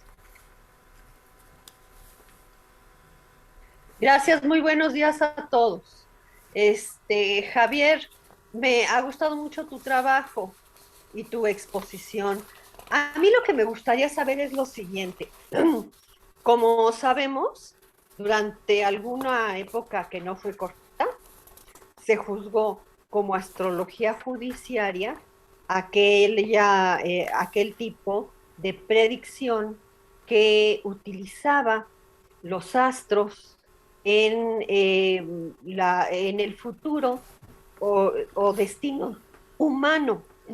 Entonces, a eso es a lo que se le llamó astrología judiciaria. Y realmente fue censurada, fue castigada. No se admitía que la gente pudiera pensar que los astros regían la vida de los hombres, porque lo único que puede regir la vida de los hombres es Dios. Entonces, a mí me parece, no sé, históricamente, yo no sé cuál era la circunstancia en la que vivía Bruno, Paracelso, de tal modo que ahí el efecto de la astronomía judiciaria no le llegaba a él de una forma perniciosa. Vamos, él nunca fue juzgado por utilizar astronomía judiciaria. ¿Tú qué me puedes decir al respecto, históricamente hablando? Gracias, querida Alejandra. Hay algunos datos, que procuran demarcar algunos elementos históricos, pero en Paracelso en específico, también llamado el alquimista errante, tenemos esa combinación precisamente. Por un lado, Paracelso considera a los astros como aquellos que están en el cuerpo de nosotros o aquellos que influyen en nuestra vida, según en Paracelso. Pero también Paracelso, la astronomía tenía que ver con el movimiento de los cuerpos celestes del momento para poder dar cuenta de las afecciones en el cuerpo y las afecciones o los males del cuerpo. Recordemos que por aquellas épocas no se tenía esa visión muy clara. Por ejemplo, si alguien estaba enfermo del estómago, los que trataban de curar al enfermo pensaban que tenía el demonio, ¿no? Cristianamente hablando, tenían el demonio en el estómago y le daban manteca para que pudiera salir el demonio a través del vómito. Pero sí sería interesante ver un recorrido historiográfico estrictamente para ir delimitando cuáles serían esos elementos que me comentas. Lo voy a revisar con más cautela, querida Alejandra, y con gusto tendremos este diálogo. Muchas gracias, Javier. Muy amable.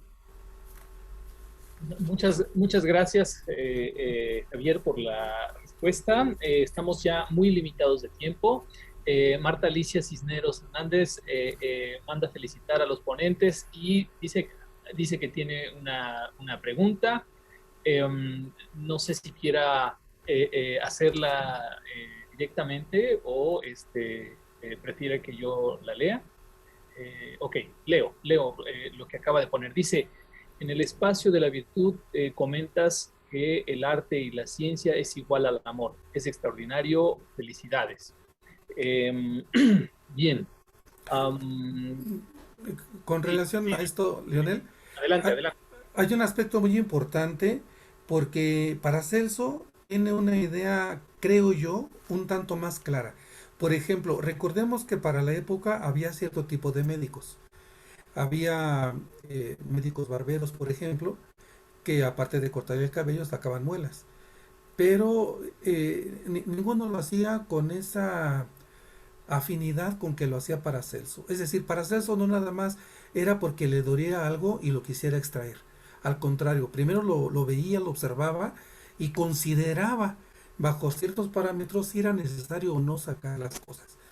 Por ejemplo, en una persona que tuviese pierna torcida, pues muchos, otro tipo de médicos, los cirujanos, decían, pues vamos a amputar, ¿no? De inmediato. Y él decía, no, antes de amputar hay que revisar, hay que ver, hay que observar, hay que estar con el paciente. A eso se refiere ese arte virtuoso de estar con el paciente, de acompañamiento. Aquí la relación médico-paciente es sumamente importante. Y creo que Paracelso es uno de aquellos que relativamente hace seguimiento de ellos. Gracias. Gracias. Bueno, digamos, un poco la idea, creo que la pregunta que creo que de algún modo acabas de responder también es cómo lo aplicamos en la práctica cotidiana, ¿no? Eh, eh, Hay también una pregunta de Soraya Monroy, dice, gracias Javier, interesante tu presentación. Tú nos dices que Paracelso ya distingue astrología y astronomía. ¿Puedes abundar al respecto? Bueno, puedes decir, yo diría si puedes decir algo brevísimo al respecto y dar tus datos, si es que puedes también, de contacto para quienes quieran continuar la discusión. Adelante, Javier. Sí, yo creo que para hacerlo desde el punto de vista del arte médico, tiene esa forma o ese espectro del hombre del zodiaco.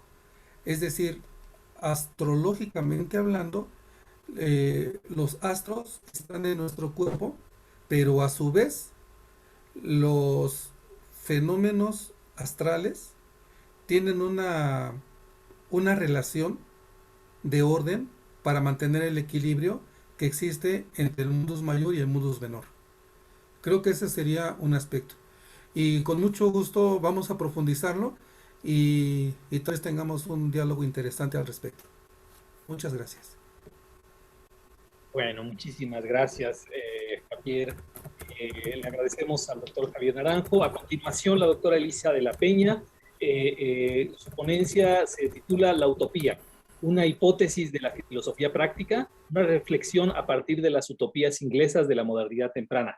Adelante, adelante, Elisa de la Peña.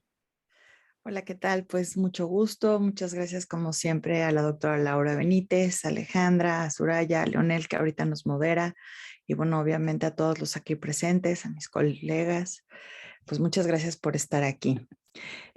Bueno, el título se ve un poco reducido porque me he quedado únicamente con la utopía, una hipótesis en la filosofía política, ¿no? Y realmente voy a ir analizando algunos usos del término hipótesis en Aristóteles para luego reflexionar sobre este uso que aparece en la utopía, ¿no? Entonces, comienzo sobre el término hipótesis, reflexiones en torno al uso de la hipótesis en el conocimiento de la acción humana. Es interesante la continuidad análoga nominal de las palabras, que siempre permite llevar a ciertas coincidencias históricas que existen al mismo tiempo precisar equívocos. En este caso, se analiza el término hipótesis y, como suele ocurrir en estos temas, el origen del término nos conduce a Grecia antigua. En el análisis del término, lo primero que hay que decir es que es aglutinante, que une hipo, por debajo, y thesis, lo que se asienta. El primer significado que se nos ofrece es que la hipótesis es algo anterior de algo que se asienta o determina. Por ello es traducido en un sentido amplio al castellano, por supuesto, implicando algo no necesario. Por otro lado, el significado aglutinante parece permitir dos perspectivas de la hipótesis. Uno, que se refiere a algo anterior, que sirve para simplemente pensar aquello que se ha de sentar, sin importar que dicho asentimiento o efecto suceda. Por ejemplo, si los seres humanos fuésemos alados, entonces el ser humano habría inventado igualmente los aviones.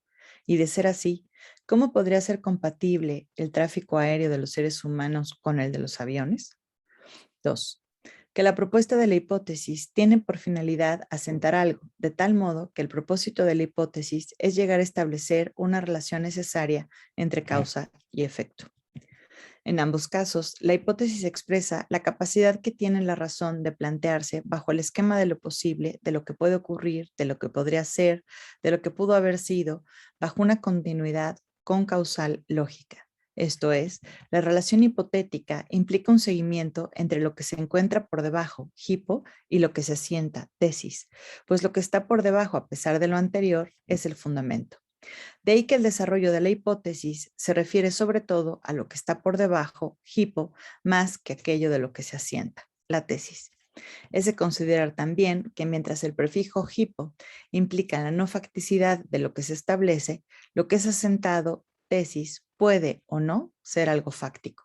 Se establecen hipótesis como una capacidad meramente lógica en relación con cosas posibles, probables, imposibles, pensables y fácticas.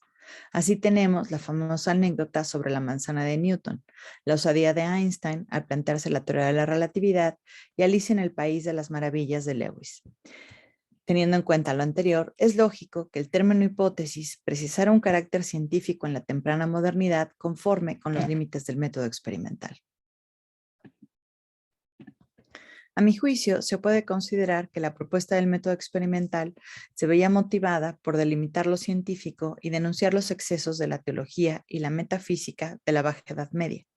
La denuncia implica que las suposiciones meramente lógicas, que figuran desde lo probable a lo casi increíble, debían renunciar a especulaciones quiméricas de lo posible y limitar el uso de la hipótesis científica a lo fenoménico, es decir, a lo fáctico. De ahí, por ejemplo, la famosa frase de Newton, hipótesis non fingo, no finjo hipótesis o no imagino hipótesis. Independientemente de si la frase de Newton correspondía o no cabalmente con todas sus investigaciones y si esto implicaba una crítica o no a las perspectivas racionalistas del método, el conocimiento científico de lo fenoménico desde la temprana modernidad y para muchos hasta nuestros días será considerado el conocimiento concausal que parte de hipótesis cuyas tesis se refieren a hechos fácticos, a fenómenos de carácter empírico.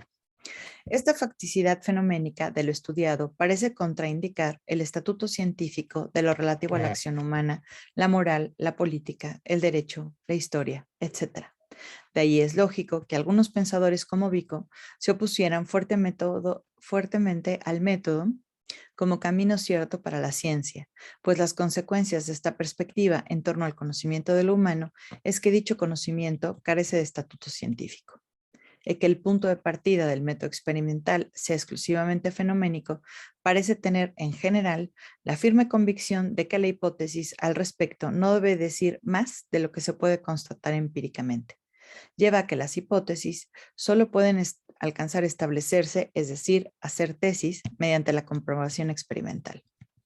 En consecuencia, el estatuto científico del saber, bajo el criterio hegemónico del fenómeno empírico, comprobable y por ende previsible, deja fuera todo lo relacionado con la acción humana. El problema de la acción humana es interesante.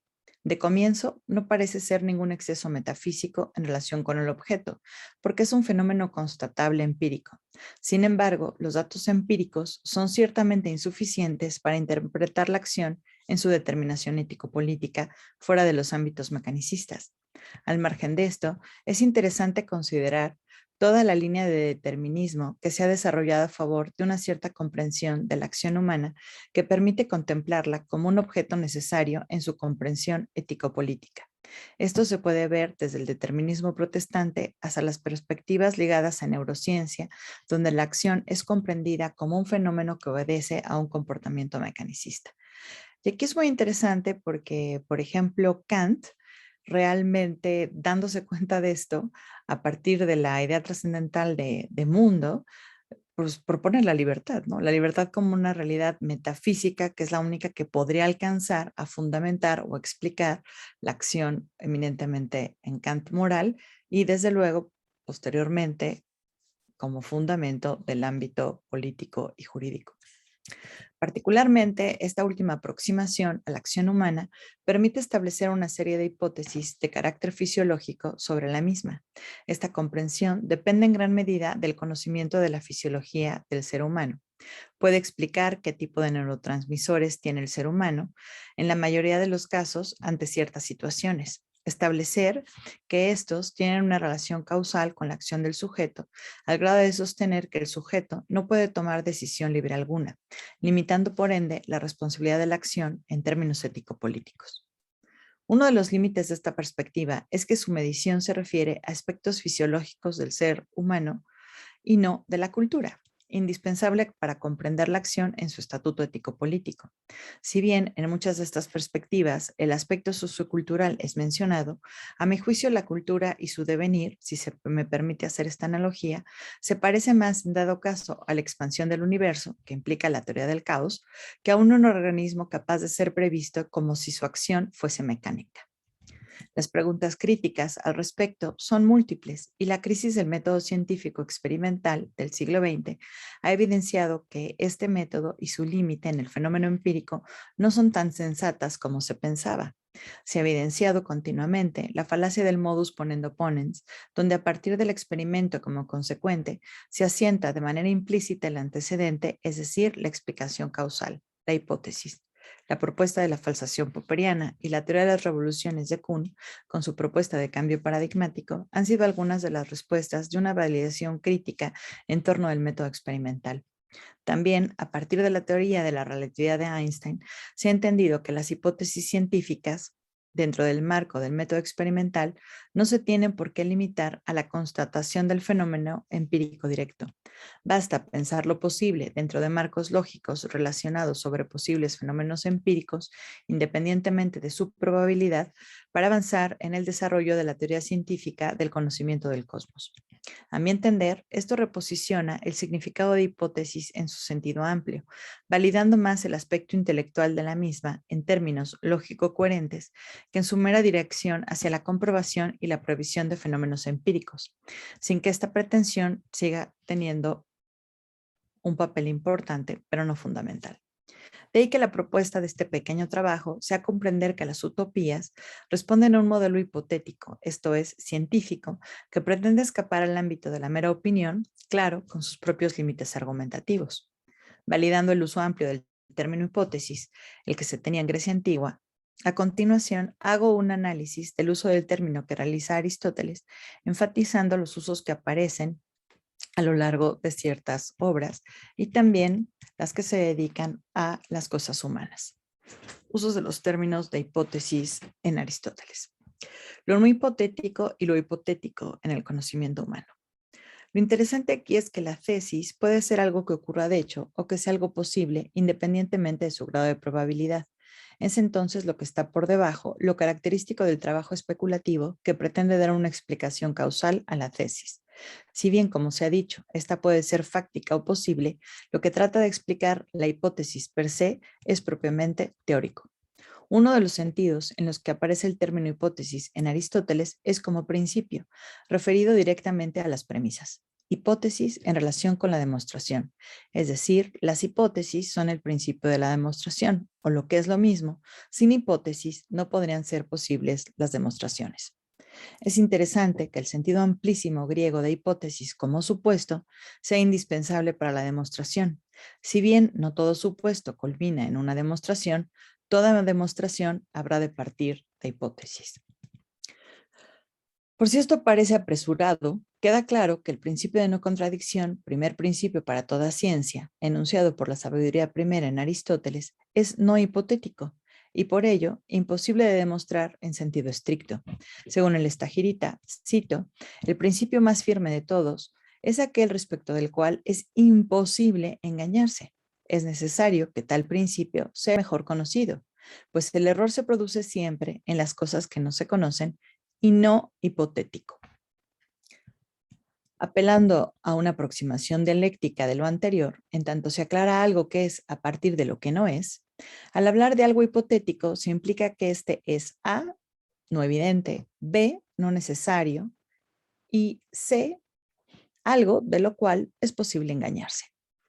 Es interesante que la hipótesis sea un mero supuesto y que no obstante el término esté implícitamente ligado con el quehacer científico que tiene por pretensión alcanzar y en su defecto acercarse a conocimientos universales y necesarios. Lo primero que se ha de hacer es valorar el aspecto lógico posible que presenta la hipótesis, cuyo aspecto eminentemente teórico permite avanzar al conocimiento humano, aunque también puede ser causa de los desvaríos teóricos que alcanza el hombre con razón o materialmente sin ella. De ahí la leyenda de Ícaro sobre la imposibilidad del deseo del hombre de volar, con validez milenaria, hasta los finalmente exitosos vuelos de los hermanos Wright. La hipótesis se muestra como el modo de ser propio de la deliberación. Según el Estagirita, se delibera sobre cosas que no son evidentes ni necesarias y de que dependen de nosotros. Es decir, al deliberar hacemos hipótesis. Y sobre la deliberación, dice Aristóteles, que solo es sensata si lo hacemos en torno a cosas que dependen de nosotros. En aparente contraposición está la investigación científica que en su sentido más estricto, según el Estagirita, solo trata sobre cosas necesarias.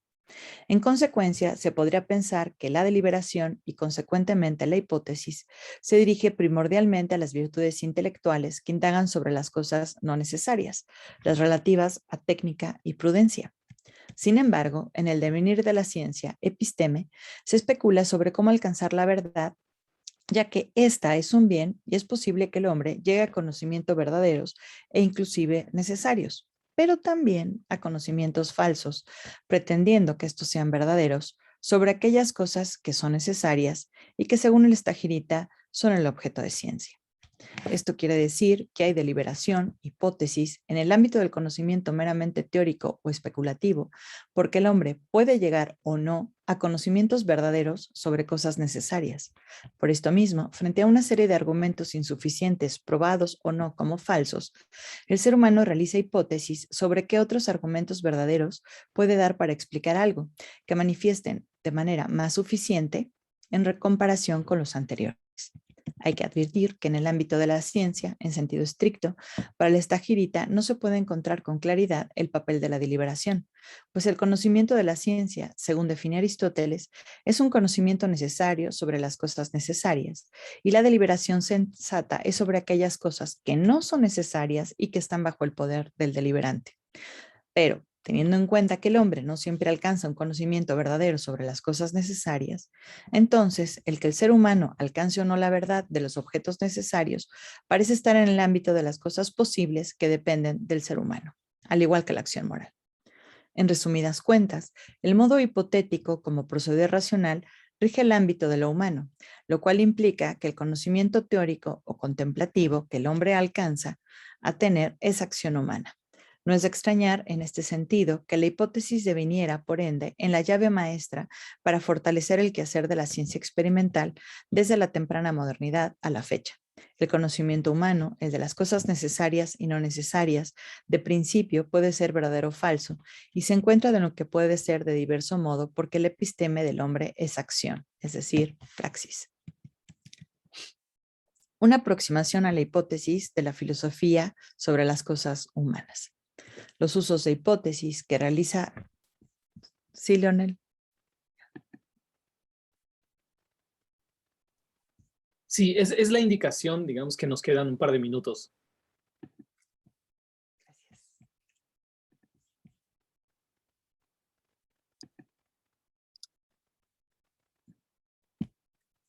Es la indicación de que nos quedan... Gracias, Leonel. Es que se cerró el archivo. Gracias. Una aproximación a la hipótesis en la filosofía sobre las cosas humanas.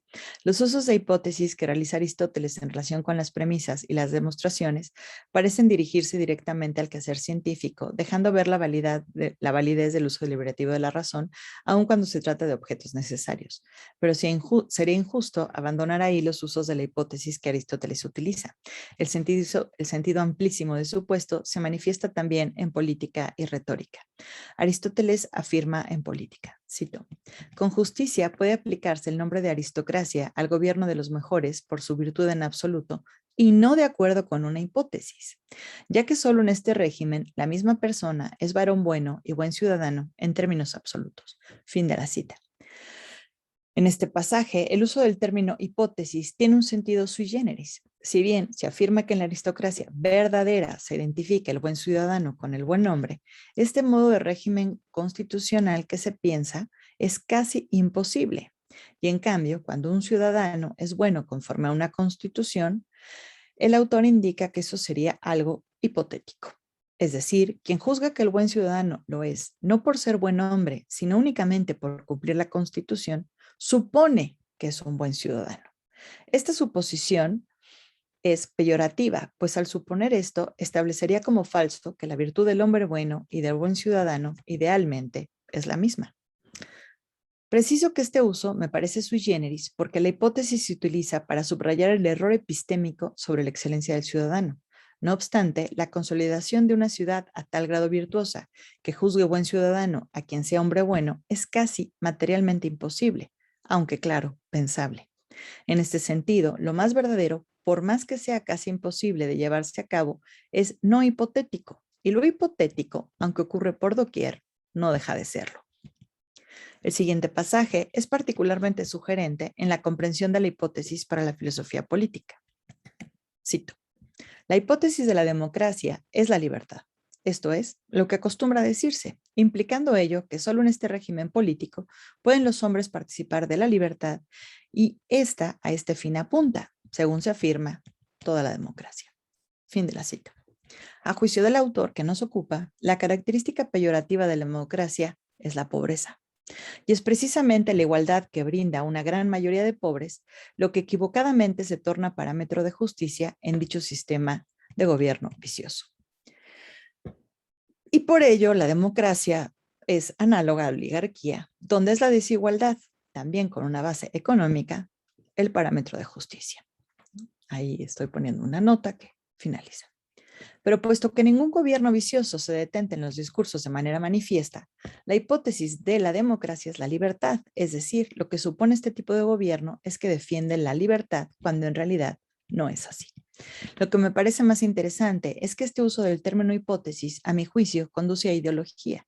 La ideología es antes que nada un discurso donde, suponiendo ciertas nociones de bien como móviles de acción ético-política a modo de antecedente, se asumen como verdaderas, a modo de consecuente, las acciones derivadas de semejantes suposiciones. Lo que está en juego en la ideología es la suposición de un criterio de bien y por ende de no bien o mal que está por debajo, hipo, que permite que la acción que se lleva a cabo sea una thesis, algo que queda sentado a partir del criterio que se propone por debajo. El carácter siempre hipotético de la ideología manifiesta a, por un lado, el modelo prototípico del discurso político cuyo fin es generar móviles que devengan en acciones, tales que permiten que éstas se logren en el orden de lo fáctico. B, por otro lado, la conciencia de que la ideología, tanto en sus supuestos sobre qué es o no lo bueno y por ende, siempre en las posibles probables acciones que se asienten como consecuencia de la misma, debería de fomentar un permanente estado crítico, de sensato escepticismo en relación con la propia ideología, tanto en su relación con causal, en tanto esta siempre es una suposición. ¿No? Y yo creo que hasta aquí me quedo, Leonel. Muchas gracias, Elisa de la Peña. Dado el tiempo, dada la hora que es, creo que nos queda apenas un espacio para una pregunta y al responderla le vamos a pedir a Elisa de la Peña que nos dé también sus datos de contacto para quienes quieran continuar la discusión. Así que adelante, está la pregunta de Alejandra Velázquez. Adelante, Alejandra. Ay, qué bueno que me tocó a mí. Sí. Gracias, Elisa. Muchas felicitaciones. Me ha gustado mucho tu trabajo. Oye, me atrae mucho la expresión que utilizaste al final. Hay que tener un sensato escepticismo. Sin embargo, si bien este es el ámbito en el que se desarrolló, ¿verdad?, la cultura griega, ese sensato escepticismo después, ya con el cristianismo, tuvo muchos cambios. ¿Tú qué podrías decir con relación a eso? O sea, propiamente el modelo, el cambio paradigmático de lo griego a lo cristiano, ¿Ale? Sí. Pero en relación a ese sensato escepticismo.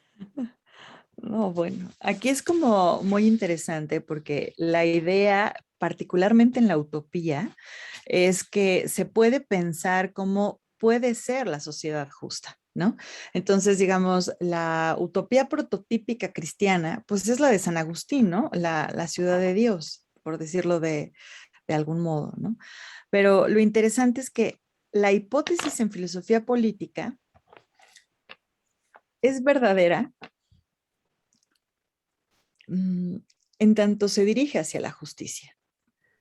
Y en ese sentido, me parece que la justicia tiene esta exigencia de frenar el carácter hipotético de la ideología, ¿no? Hay como una cuestión, digámoslo así, de evitar el fanatismo, ¿no? Claro. Lo malo en este sentido de las ideologías, particularmente las de carácter religioso, es que son las que más se prestan a una exigencia de fe contraria al escepticismo sensato, lo cual puede llevar peligrosamente a posturas fanáticas y extremas a cualquier religión. Sobre todo porque hay esta perspectiva hipotética del premio después de la muerte. Esta falta de miedo a la muerte, ¿no? Digámoslo así, de estoy muriendo por la voluntad de Dios y aparte lo más peligroso, estoy asesinando o haciendo cosas malas por la voluntad de Dios. No sé si me explico. Manifiesta los peligrosos límites de la hipótesis, que es luego lo que critico, ¿no? Entonces digo, bueno, si la hipótesis es tan amplia que hacia allá va el trabajo, entonces es irrelevante, o sea, da igual, digámoslo así. Y digo, parece ser que no, parece ser que tenemos que ser sensatos, inclusive en los usos hipotéticos, que si bien se prestan para ser exacerbados, ¿no? Entonces tenemos así a los científicos gastando una millonada en Estados Unidos con aparatos para detectar sonidos del universo, para ver si hay vida o no extraterrestre. No, o sea, fíjense, o sea, la clase de gastos que se hace, no sé si me explico, o sea, lo fáctico en relación a la posible comprobación de una hipótesis de que exista vida fuera de la Tierra, ¿no? Es decir, se gasta en eso, ¿no? Pero por otro lado están estas cuestiones muy extrañas de fanatismo religioso, como lo que está pasando en Afganistán, y cosas que no parecen tan extremas, pero que pueden tener consecuencias terribles, como todas las teorías ahora alrededor del COVID, ¿no? ¿Qué implicación tiene hacer especulaciones hipotéticas sin ningún tipo de límite? ¿Y qué consecuencias tiene esto para la salud real de los seres humanos y las decisiones de carácter inmediato que toman? O sea, si realmente las vacunas son venenosas, por decirlo de algún modo, ¿no? Entonces, ¿por qué de vacunarme? ¿No? Y esta capacidad imposible de distinguir por completo lo que va a pasar a futuro, ¿no? ¿Será que todos los que nos hemos vacunado tendremos consecuencias negativas? ¿No? ¿O será que los que no se han vacunado nos verán como, te lo dije? Parece ser que es irrelevante, pero no. Entonces la cuestión es cómo podemos tener un sentido crítico de sensatez escéptica en relación al aspecto hipotético de la razón, que es inmensurable y que además en eso estriba su gran potencia, ¿no? Es decir, nos tardamos miles de años en generar un avión, miles, ¿no? Y el deseo estuvo durante miles de años, ¿no? Entonces, ¿eso lo permite la hipótesis? Sí, pero también conduce inclusive a estos actos fanáticos, ¿no? Entonces, es muy interesante porque el sentido amplio permite sentir un límite que debe de ser hipotético en sentido científico respecto de este acto prototípico de la razón, ¿no? Esta cuestión que se llama la prospectiva de la razón, ¿no? Digámoslo así. Pero por otra parte, pues digamos, la gran claridad que tiene la ciencia es cuidado. Sí podemos hacer hipótesis, pero con ciertos límites. Y sí hay una responsabilidad en el hecho científico de hacer las hipótesis. Y por eso, tanto en el caso de Bacon como en el caso de Peirce, las comunidades científicas atentan a hacer una serie de comunidades que limitan la validez de las hipótesis y su consecuente uso en términos de las repercusiones éticas que tiene, ¿no? Y bueno, hasta ahí, Ale, ¿no? Y es muy interesante porque se podría pensar, aunque se puede oír medio apologeta porque yo soy creyente, ¿no? Entonces, no se vaya a oír ahí desde esta perspectiva, pero tanto la tradición judía como la tradición cristiana bien entendida entienden en los criterios racionales un impedimento para el fanatismo religioso, en el sentido que Dios no puede contravenir el bien de su creación y de su propio mandato. Por lo tanto, no se debería de hacer nada malo en nombre de Dios, digámoslo así. O sea, no depende solo de la fe, tendría que haber un límite crítico que en todas las religiones moderadas aparece, ¿no? Inclusive en los musulmanes moderados, hay que admitirlo, ¿no? Pero que siempre está presente como algo problemático y que conduce a discursos perversísimos, ¿no? Como pues, el del discurso nazi. Si acabásemos con, pasarían este tipo de cosas, ¿no? Entonces, es muy interesante ver la hipótesis en este sentido tan amplio y cómo la ciencia ayuda claramente a acotarlo dentro de los límites de la sensatez en aras del bien de la humanidad, me parece, Ale. Muchas gracias por la pregunta. No, gracias a ti por tu respuesta, querida Gracias. Elisa, y gracias por tu presentación. Gracias, Elisa de la Peña, Luis Ramos, Soraya Monroy, Valente Vázquez, Marta Alicia Cisneros envían también salutaciones, felicitaciones a ti. Y bueno, nos sumamos todos también a las felicitaciones a los colegas que expusieron en esta tercera mesa. Damos pues por concluida esta sesión. Les agradecemos mucho a las y los ponentes, así como a las personas que participaron aquí en el chat y desde Facebook. Un gran saludo para todos y bueno, gracias nuevamente. Los invitamos a la próxima mesa, no se desconecten porque van a ser igual de interesantísimas las siguientes mesas. Gracias.